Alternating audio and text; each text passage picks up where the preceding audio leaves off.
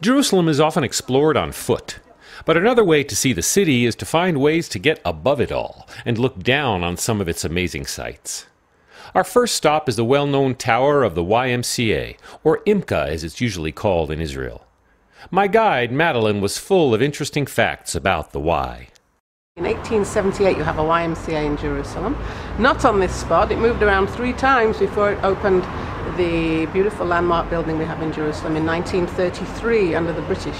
And it was designed by the architect who designed the Empire State Building in New York, Arthur Loomis Harmon. And so if the Empire State was the tallest building in New York, for some time this was the tallest building in Jerusalem. IMCA is known for its vision of coexistence. And inside it has a Jewish-Arab preschool and a hotel and sports center with a mixed staff. General Allenby gave the dedication speech for the building in 1933. Here is a place whose atmosphere is peace, where political and religious jealousies can be forgotten and international unity be fostered and developed.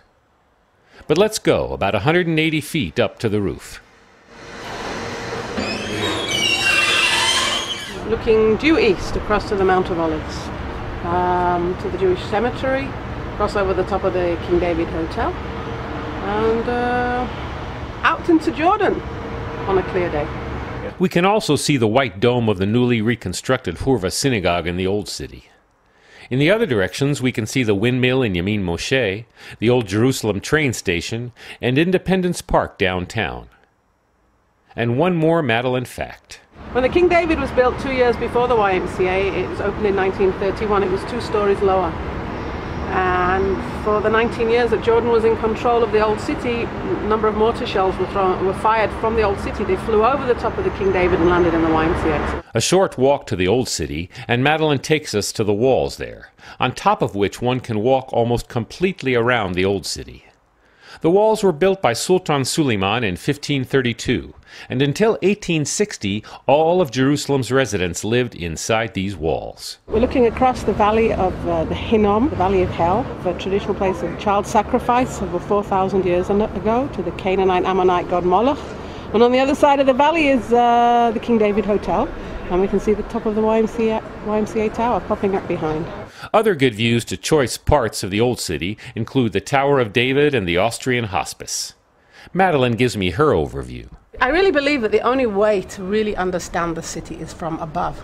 In order to understand the warrens and alleyways of the city when you're inside the old city walls. Otherwise you have no idea where you are. It's all a maze. And we're standing now on the roof of Aish HaTorah Yeshiva, accessed by paying a small entrance fee. This is the closest view, I think, of the Western Wall. And behind it, of course, is the Temple Mount, the Golden Dome of the Rock, Al-Aqsa Mosque, the remains of Wilson's Arch coming out of the wall, and way beyond, the Orthodox Church on the Mount of Olives.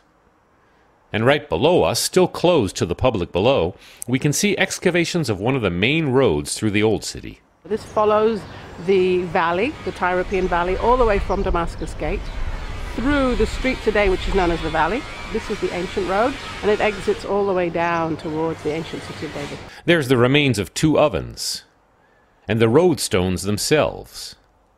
This is Jerusalem from above.